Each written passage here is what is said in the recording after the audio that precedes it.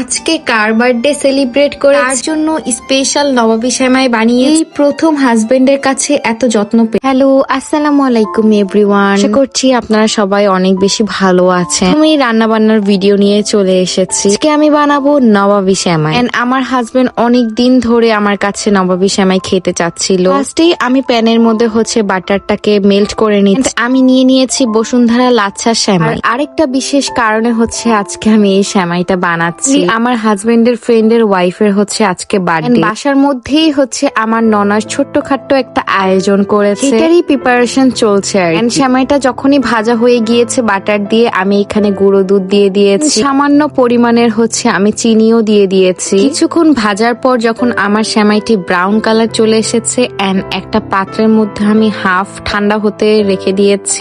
আরেকটা বাটির মধ্যে আমার যেগুলো সেমাই বেঁচে গিয়েছিল এগুলোকে আমি ঠান্ডা হতে রেখে দিই। সেমাইটা হয়ে গিয়েছে, এখন জাস্ট আমি ভেতরে ক্রিমটা তৈরি করব। জন্য আমি 1 লিটার পুরো একটা দুধ নিয়ে নিয়েছি। জাপানের 4.4 এই দুধটি আমি ইউজ করেছি, এটা বেশ ঘন ছিল। এরপর আমি হোয়াইট ক্রিম ইউজ করছি, পুরো হোয়াইট ক্রিমটাই আমি ইউজ করেছিলাম। এরপর আমি যেটা ইউজ করবো সেটা কন্ডেন্স মিল্ক। আর কন্ডেন্স মিল্কটা এতটাই মিষ্টি ছিল এই জন্য আমি কোনো চিনি ইউজই করিনি। ভিডিওতে দেখাতে ভুলে গিয়েছি, আমি 2 চামচ আপনার কর্নফ্লাওয়ার দিয়েছি। দেখুন কি সুন্দর ঘন হয়ে গিয়েছে। এখন জাস্ট এটাকে আমি ঠান্ডা কাজ শেষ করে আমি বাচ্চাগুলোর সাথে একটু খেলছিলাম। সারাক্ষণ আমি ওদের সাথে এভাবে খেলতেই থাকি, এভাবে আমার টাইম কেটে যায়। পর যখন আমার ক্রিম এন্ড সেমাই দুটোই ঠান্ডা হয়ে গিয়েছে, জাস্ট আমি এখন পরিবেশন করতে এসেছি। নিচে সেমাই দেওয়ার পর উপরে আমি ক্রিম দিয়েছি, উপরে আবার সেমাই দিয়ে আমি এটাকে ফ্রিজে রেখে দেব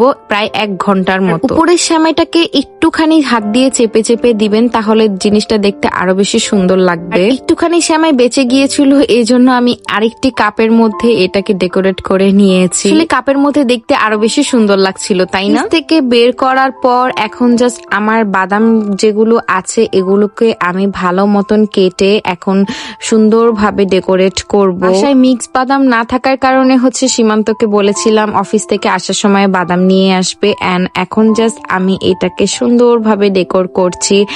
এন্ড দেখেন কত বেশি সুন্দর লাগছে।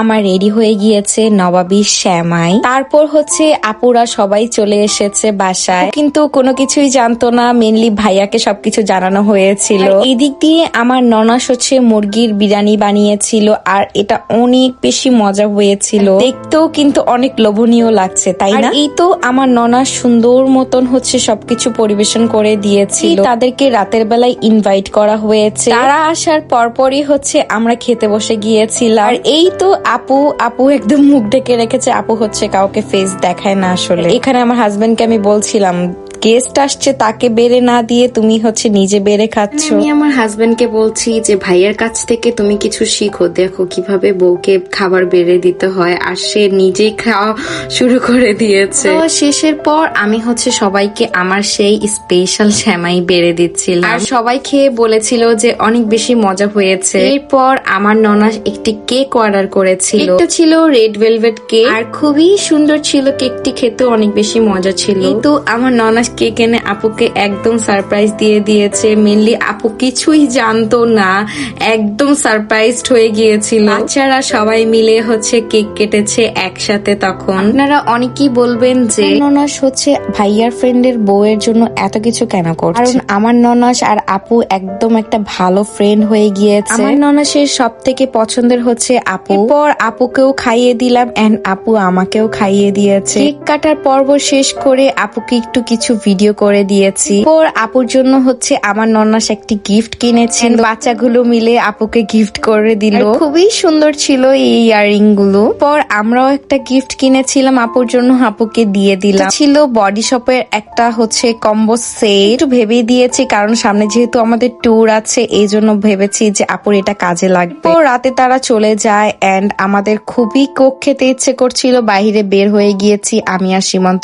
কোক নিতে ছিল। এর পরের দিন আমার রাতের বেলা খুবই জ্বর আসে। সে অফিস থেকে এসে আমাকে খাইয়ে দিয়েছে। আসলে দুজনের প্রতি দুজনের যত্ন থাকাটা আসলে অনেক বেশি জরুরি। আজকের ভিডিওটি এখানে শেষ করছি। সবাই ভালো থাকবেন, সুস্থ থাকবেন, এন্ড আমার পেজে কিন্তু লাইক এন্ড ফলো করতে ভুলবেন না।